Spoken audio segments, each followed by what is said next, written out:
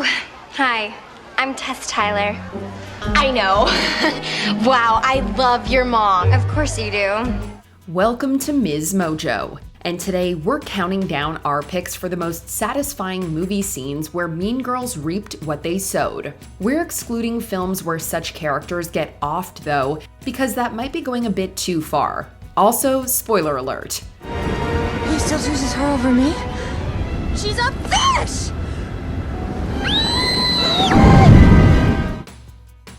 Number 30, Koki's Fall, The Babysitter's Club. It's been over 3 decades since this movie came out, and yet its relevance hasn't waned. The resident queen bee of BSC, Koki Mason, played by Marla Sokoloff, is a scheming teen with all the hallmarks of a movie meanie. Oh, you're trying to insult me. How hilarious.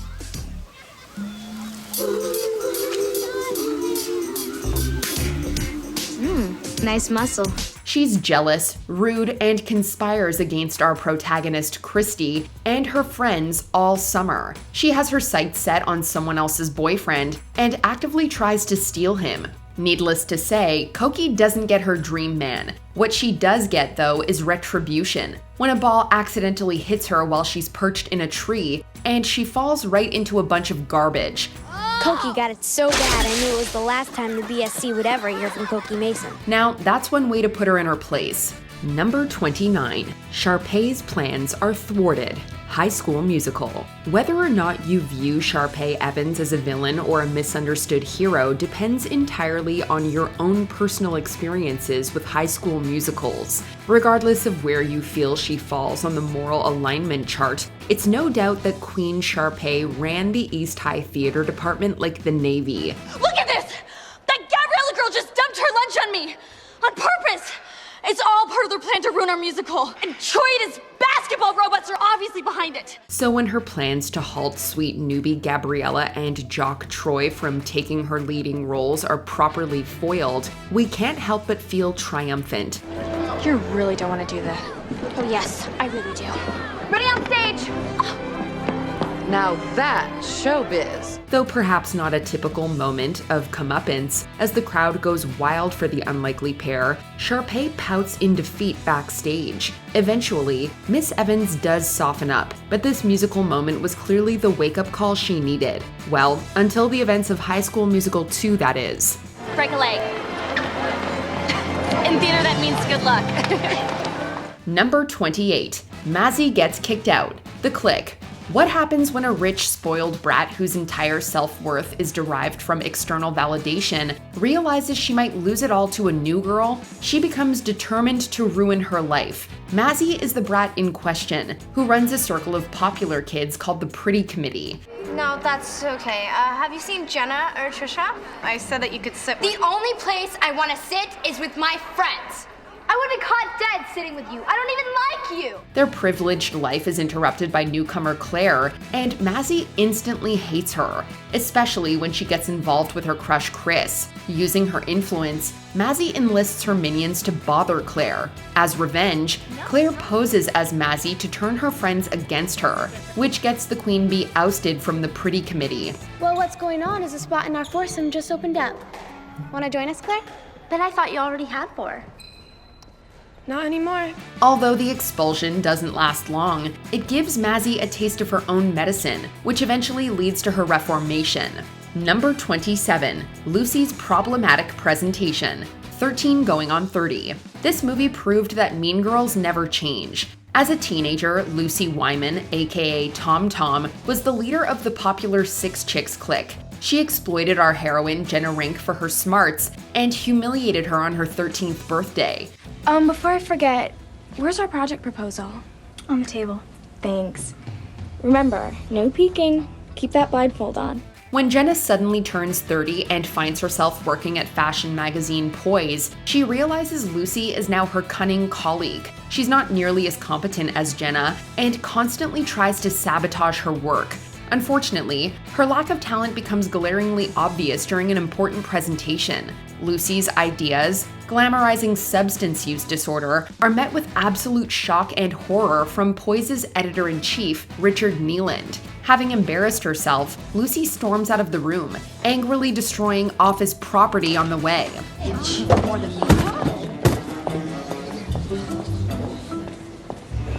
Number 26. Rachel is exposed. Sydney White.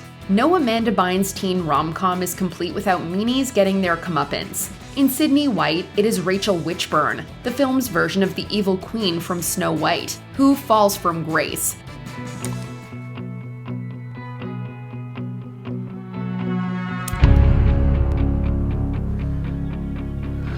She's the head of the Kappa sorority at her university and is obsessed with being the hottest on campus. However, when a student named Sydney starts posing a threat to her authority, she resorts to all sorts of trickery to ruin her reputation. However, Rachel is no match for the naturally charming Sydney, who beats her to become the new student body president.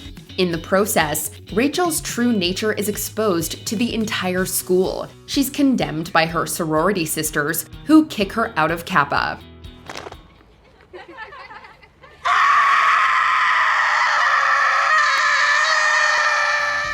Number 25. Carla's Downfall. Confessions of a Teenage Drama Queen. What should have been healthy competition between two theater kids turns into an intense rivalry in this film starring Lindsay Lohan and Megan Fox. The actresses play Lola and Carla respectively. He said it was important that I felt comfortable. Because on the night of his farewell concert, Stewolf had nothing better to do than see Mary step dry. Girls, please! Lola is an aspiring actress who moves from NYC to Delwood. At her new school, she immediately gets on the queen bee, Carla's nerves. After beating her out for the leading role in a school musical, Lola incurs her wrath, sparking a feud. Lola has a fibbing problem throughout the film, but Carla calls her out for lies she didn't even tell, which briefly makes her fall out of favor with the other students. Ultimately, as Carla is exposed for trying to defame Lola, she tumbles into a fountain, becoming the laughingstock of the school.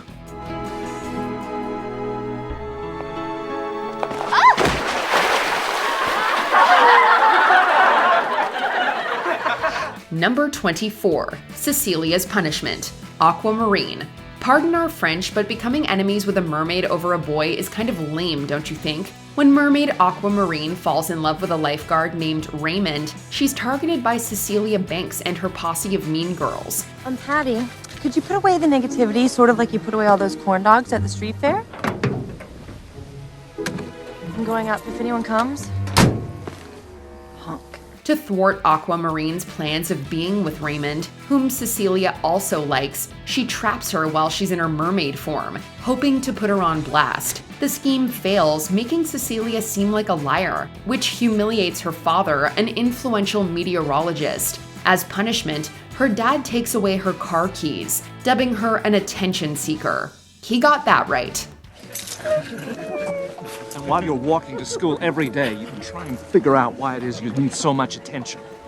Number 23. Stacy Unmasked. Odd Girl Out.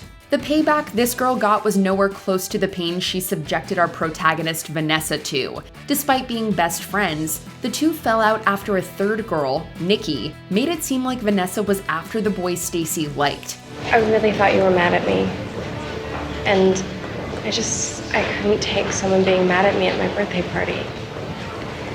Through cyberbullying, verbal harassment, emotional torture, and even academic sabotage, Stacy and her underlings drove Vanessa to harm herself. Their school's failure to effectively address such behavior until Vanessa had to be hospitalized was deeply concerning too. So when Vanessa stood up for herself and held Stacy accountable for her actions in front of an applauding crowd, we were proud to say the least. You're annoying, you're rude, and you lie all the time. You're just like Nikki, but even worse. At least everybody knows what to expect from Nikki.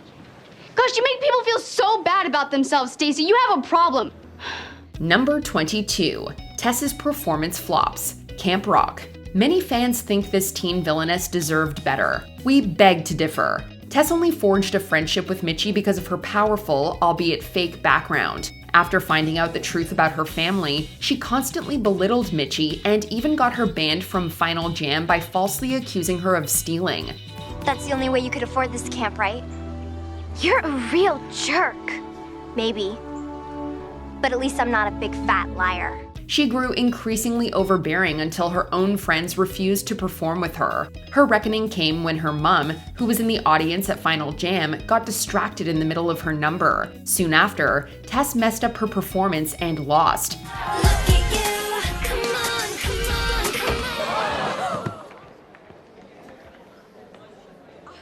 She had her demons, sure, but her elitist, insecure, and jealous personality was undeniably ugly. So we're not sorry about relishing her epic fail. Number 21. Wednesday's Revenge. Addams Family Values. When it comes to exacting payback, few can rival the Addams' only daughter and her gloriously frightening ways. In Addams Family Values, Wednesday and her brother Pugsley attend Camp Chippewa, where popular girl Amanda Buckman rubs them the wrong way. I think they should be punished. Punish! Punish! Punish! Punish! Punish! She relentlessly taunts the Addams siblings by mocking their appearance. In retaliation, Wednesday devises a clever plan to scare her. During their performance of a Thanksgiving play, she improvises, revealing the grim truth behind the holiday. However, her ad-lib was a diversion so that she could capture Amanda. Wednesday, being Wednesday, then threatens to set her on fire.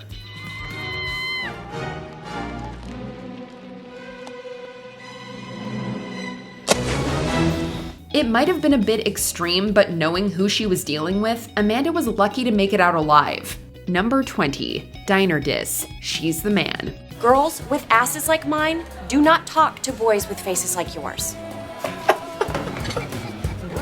I'm looking for my boyfriend, Sebastian Hastings. Have you guys seen him? Amanda Bynes stars in this Shakespeare update set among the soccer team of a prestigious boarding school. Disguised as her brother Sebastian, Viola assumes his identity to play on the boys' soccer team. That also means having to dodge real people her brother knows, particularly his annoyingly shallow girlfriend Monique.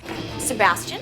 She faces Viola down in a diner, thinking she's Sebastian, as Viola dodges Monique. Navigating the room while not letting her get a good look at her face, she unleashes a ridiculous tirade of playground insults. There are plenty of hot girls out there! Come back here and talk to me And right the now. truth is, you have absolutely nothing else to offer! Monique essentially gets to hear the ugly truth about herself in front of a whole bunch of people, and it's glorious. When my eyes are closed, I see you for what you truly are, which is ugly!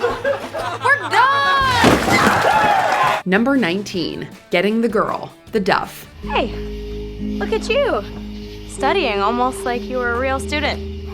Actually, I'm just waiting for strangers to walk by so I can show them this bad boy.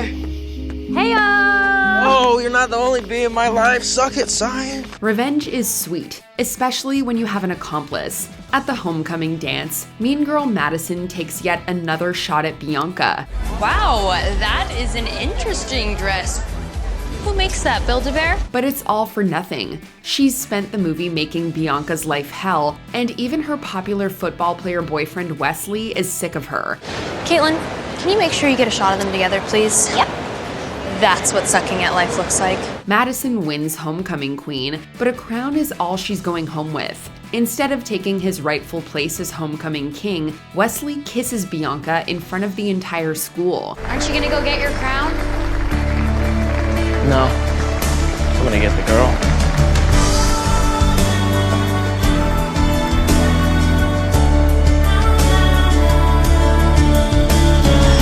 The Duff isn't exactly realistic, but it does make you wish that's how high school really worked. Number 18. Heather Duke gets dethroned. Heathers. Heather, why can't you just be a friend? Why are you such a mega bitch? Because I can be. She starts out as the nice Heather, but by the time Heather Duke dons the telltale red bow in her hair, she's a monster more vicious and powerful than Heather Chandler could ever hope to be. Wait, where's Heather going? Where's Heather going? She's going to cry. She's an unwitting accomplice in the sociopath JD's nefarious bomb plot, but would she have acted differently if she had known the whole plan? Once Veronica Sawyer single-handedly saves the school, she knocks Heather Duke off her queen bee pedestal without even a fight. Veronica, you look like hell. Yeah, I just got back. She rips the bow out of her hair and leaves a sooty kiss on her cheek like she owns the place. It's fittingly easy to knock the crown off her head. Number 17. Before the Queen. Ever After. In this updated fairy tale, the Baroness Radmila de Ghent and her nasty daughter Marguerite make it their mission to work Danielle, the Cinderella stand-in, to the bone. The Baroness pays for her deceptive, abusive ways at the end. She and her daughter are stripped of their titles by the Queen of France herself. Your Majesty, like you, I am just a victim here. She has lied to us both, and I am ashamed to call her family. How dare you turn on me, you little ingrate! Not only that, but when the Queen offers to be lenient if someone will speak up for them, the room is silent. And you and your horrible daughter are to be shipped to the Americas on the first available boat. Unless by some miracle, someone here will speak for you. That is until Danielle appears and cheekily asks the king to show her the same courtesy her stepmother showed her. The Baroness leaves the story friendless, titleless, and without a shred of dignity. I want you to know that I will forget you after this moment and never think of you again. But you, I am quite certain, will think about me every single day for the rest of your life. Number 16. Costume Party. Legally Blonde. Is somebody at the school actually having a party? Yes. But it's a costume party. You probably wouldn't want to come. I love costume parties. When Elle Woods finally gets to law school in a plot to win back her ex-boyfriend, she's devastated to meet his cold fiancée, Vivian Kensington. Do you know her? She's, I'm his fiancé. A rich, intellectual East Coast girl, she has none of Elle's sunny LA disposition. A sudden and suspicious invitation to a party turns out to be a mean and humiliating prank that sees Elle making a fool of herself in front of her fellow students yet again. Without breaking her smile, Elle lashes her with a withering one-liner. Nice outfit! Oh, I like your outfit too, except when I dress up as a frigid bitch, I try not to look so constipated. They become friends later, but Vivian had to be knocked off her high horse first. She's horrible. You've got the ring, sweetie. Number 15. Food Fight. Whip It. Iron Maven rules the world of roller derby with an iron fist. She decides to antagonize the youngest and freshest member of the league, Bliss, also known as Babe Ruthless, in a hazing ritual that goes a little farther than it should. Congratulations, Ruthless. Hey, Smash. What's up, Maven? Girl Scout. What up? Hey, what's up, Maven? I just want to congratulate you on your new poster child. Yeah! While the teams are enjoying some dinner, Maven is being almost uncharacteristically nice to Bliss. Then she flings a French fry at Bliss's face. Rather than back down, Bliss fires back with a cream pie to the Derby Queen's face, triggering a massive food fight. I like banana cream, but I like chocolate better! The two wrestle on the floor as the restaurant around them is destroyed. Number 14. Lana Got Coned. The Princess Diaries. Mia Thermopolis has taken just about all she can from the head cheerleader Lana, who can't seem to keep her opinions to herself. There's a school rule that says nobody's allowed to wear hats in class, and I don't think anybody should be an exception to that rule, do you? No, Lana. I'm sorry, but hats are against the dress code. Whatever problem she has with Mia, it ends today. The perfect nerd couple, Jeremiah and Mia. Oh, Maya and Mia. Oh, but listen, Jer, my friends and I were wondering, this sweater you're wearing, was it designed for you, or did the knitting machine just blow up? She smashes an ice cream cone into Lana's pristine cheer uniform, and it's pretty thrilling. You know, that is such a cute cheerleading outfit. It's so clean cut. I bet it goes with anything. Of course it does! The immortal chant, Lana Got Coned, rings out across the campus. Lana got coned! Lana got coned! Lana got coned! Lana got coned! frankly, her sing-songy insults and pettiness are so irritating, it's a wonder she doesn't get coned every other day. Even Vice Principal Gupta knows she had it coming. Hopefully Mia's revenge establishes a precedent, at least until she changes her ways. Mia, you're such a freak! Yeah, I am. But you know what? Someday I just might grow out of that. But you will never stop being a jerk. Number 13, Von Tussle takedown. Hairspray. Amber Von Tussle spends most of this effervescent 60s set musical doing her racist mother's bidding and trying to be the star of the Corny Collins show. You try that again, and there'll be stumps where your feet should be. You got that? Just when she thinks she's locked down the Miss Teenage Hairspray title, Tracy Turnblad turns up to hijack her hopes and dreams. Amber Von Tussle is about to get outdanced. Tracy Turnblad! She spends most of the last number getting her butt handed to her. Her boyfriend dumps her right in front of the TV cameras, and a series of rogue props and wardrobe malfunctions just continue the humiliation. "'Cause you can't stop the motion of the ocean or the sun of the sky. You can wonder if you wanna, but I never ask why." At least this queen bee seems to learn her lesson, just as the character did in the original 1988 film. Number 12. Chris is out of the prom. Carrie. This isn't over by a long shot! You're out of the prom, Hargensen! This horror flick based on Stephen King's first novel is all about comeuppance and revenge, but one of the most satisfying and least deadly moments of karma occurs about halfway through. A group of popular girls who tormented the outcast Carrie White are put through the ringer by their gym teacher, Miss Collins, who revels in every minute of it. That's 50 minutes, every day, starting today, on the athletic field. Get the picture? I'm not coming.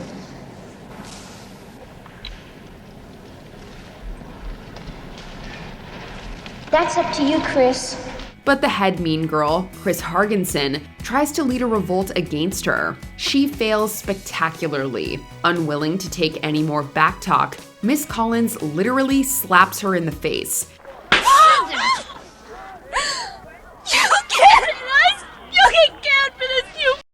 She also gets her barred from the climactic prom. Now, we can't condone teachers hitting students, but it couldn't have happened to a more deserving mean girl. We can't get away with this if we all stick together, Norma! Helen. Sue! Shut up, Chris. Number 11. I'm with Muriel. Muriel's wedding. I'm with Muriel. ABBA-loving Muriel Heslop has the worst friend group ever. It's not the dress, it's you.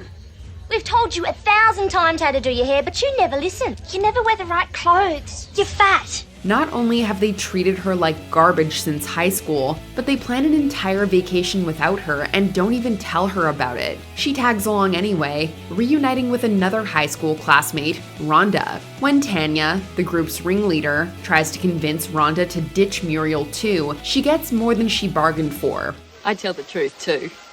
Nicole's having an affair with Chook. Muriel saw them in the laundry on your wedding day. Stick your drink up your ass, Tanya. I would rather swallow razor blades than drink with you. Rhonda gleefully drops a grenade in the middle of their little clique, spilling that Tanya's new husband is cheating on her with her friend. Muriel and Rhonda get to watch the chaos unfold as they perform an ABBA tribute.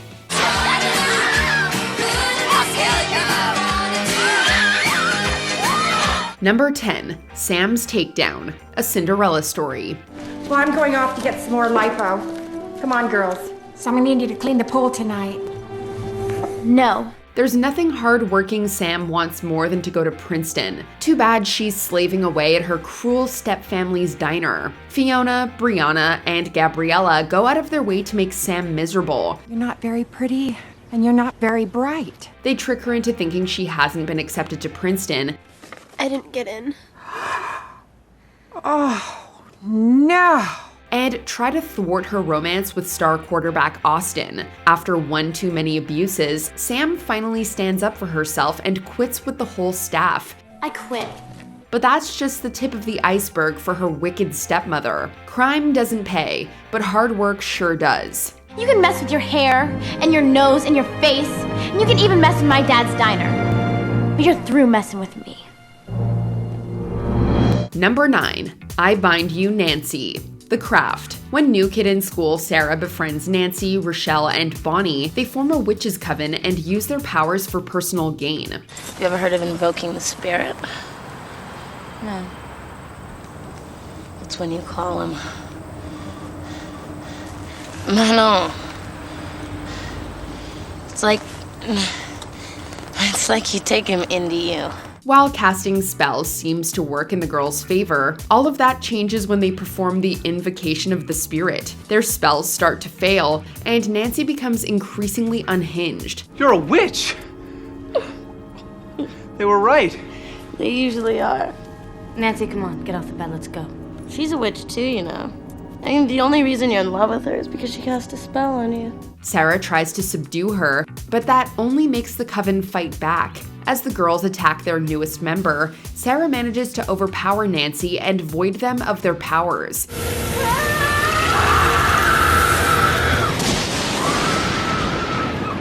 Using her own for the greater good.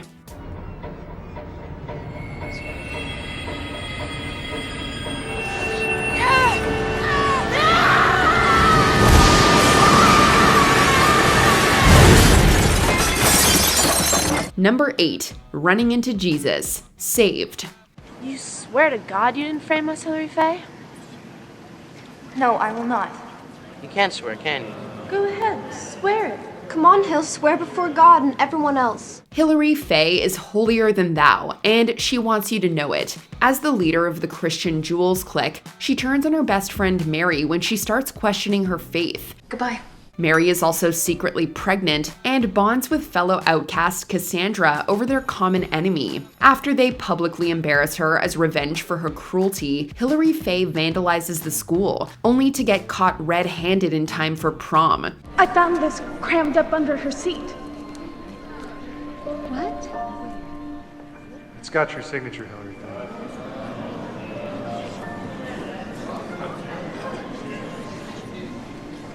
Let's go. Let me go!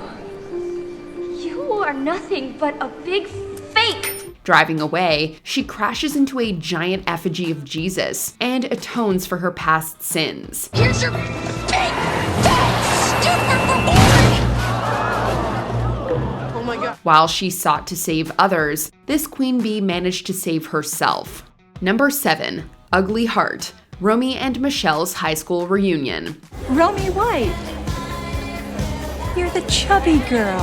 At their 10th high school reunion, Romy and Michelle pretend to be successful businesswomen to impress their classmates. This includes their former tormentor, Queen Bee Christy Masters. Once she learns about the ruse, Christy humiliates the besties. Why don't you just leave her alone?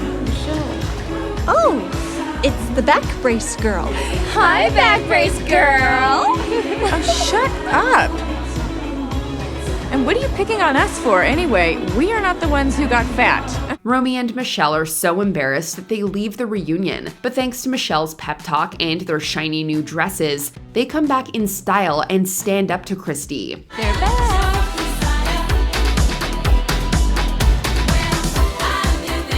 Nice outfits. Post-its must be really lucrative. As the night goes on, we see her prim and proper facade unravel, and the leader of the A group finds herself with no group at all. Romy and Michelle, however, are finally accepted for who they really are. I don't care if you like us, because we don't like you. You're a bad person with an ugly heart, and we don't give a flying f what you think. Number 6. Sore winner. She's all that. I'd just like to thank all of you who voted for me. Okay? You did the right thing. Zach Seiler and Taylor Vaughn were the it couple of their high school, until she left him for a washed-up reality star. I'm Brock Hudson! Hey! Brock Hudson? Predictably, her rebound backfires, and Taylor will do anything to get her ex back. When prom season comes around, Taylor is determined to win prom queen, but faces a surprise rival, Zach's new love interest, the sweet, dorky, and secretly gorgeous Lainey Boggs. Oh, come on, hun. In the name of sportsmanship? Big smile? Great. Taylor just barely wins prom queen, and is far from a gracious winner. While she insults those who didn't vote for her, she gets cut off mid-speech. As for the rest of you, Okay, what were you thinking? And as for Lainey, we'd say she really won. Shut up.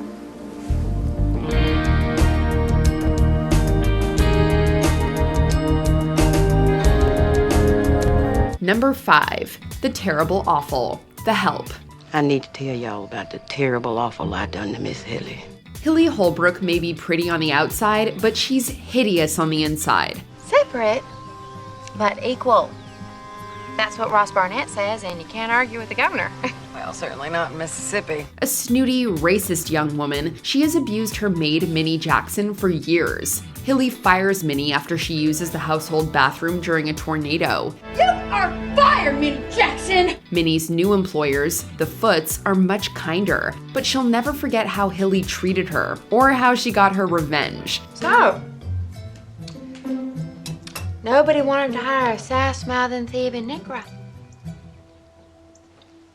Did they? In an incident she calls the terrible awful, Minnie serves Hilly a homemade pie. Hilly finds it delicious. I'm glad you like it. The secret ingredient? Let's just say Minnie made it herself. Hilly now wants to throw up, but her mom can't help but laugh.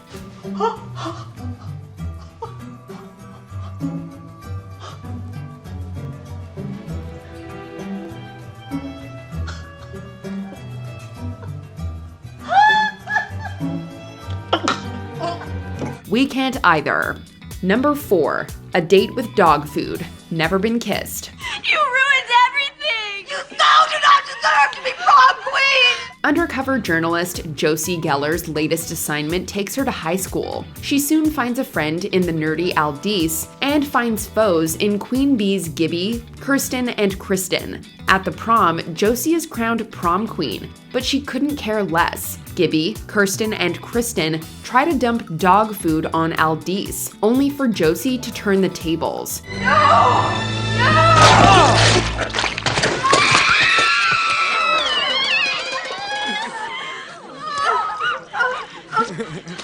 She tells the students that the real world doesn't care about who they were in high school, and to embrace who they really are. All glory is fleeting, but staying true to yourself is something we can all appreciate. Let me tell you something, Gibby, Kirsten, Kristen. You will spend your lives trying to figure out how to keep others down because it makes you feel more important. Why her? Let me tell you something about this girl. She is unbelievable. Number 3, deal with it. Jawbreaker. Queen Bee Courtney Shane accidentally kills her best friend Liz Purr. It was supposed to be for fun. Oh my god! This isn't happening! Say this isn't happening! Instead of admitting guilt, Courtney covers it up, claiming that Liz was assaulted and murdered. Nerdy Fern Mayo sees the cover-up, but is made over as Violet in exchange for her silence. You know we did it. You heard us. That gives you a little something, Fern, and it's called power. The power to tell. And you're the kind of girl that tells. A tattletale. A rat. Former friend Julie wants to speak up, but becomes an outsider, until she and her boyfriend Zach find a secret recording of Courtney's confession in time for prom. I killed Liz. I killed the teen dream. Deal with it. Courtney is delighted to win prom queen, only for the recording to show her true colors. I killed the teen dream. Deal with it. Thank you so much. To that we say, deal with it. Number 2, Sebastian's journal. Cruel intentions. High society girl, Catherine Murtoy, acts like a goody two-shoes, but she's far from it. God forbid I exude confidence and enjoy sex.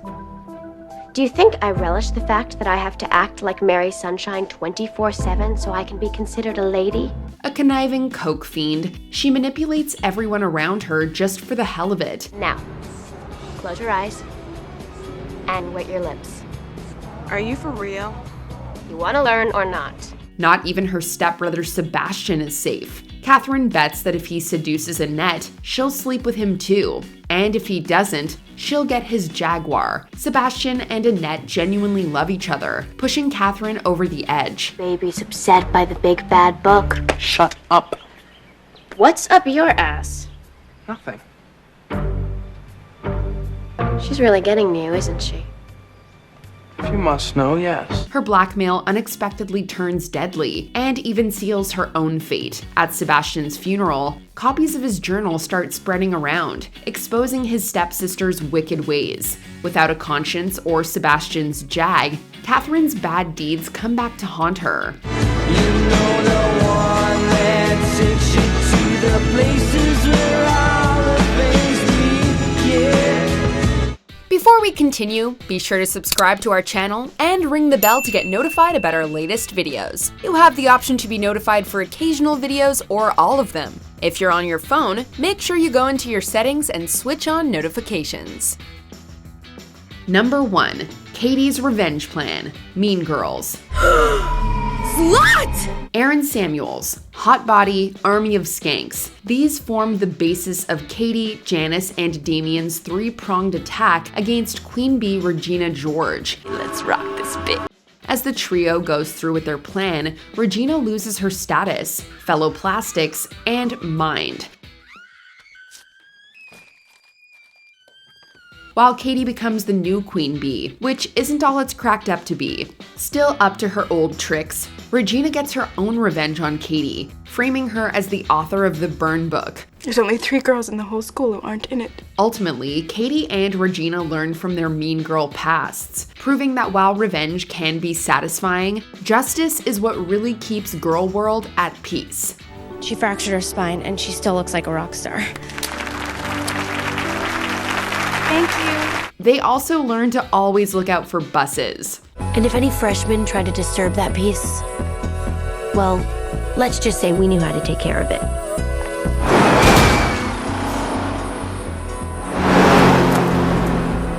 Just kidding.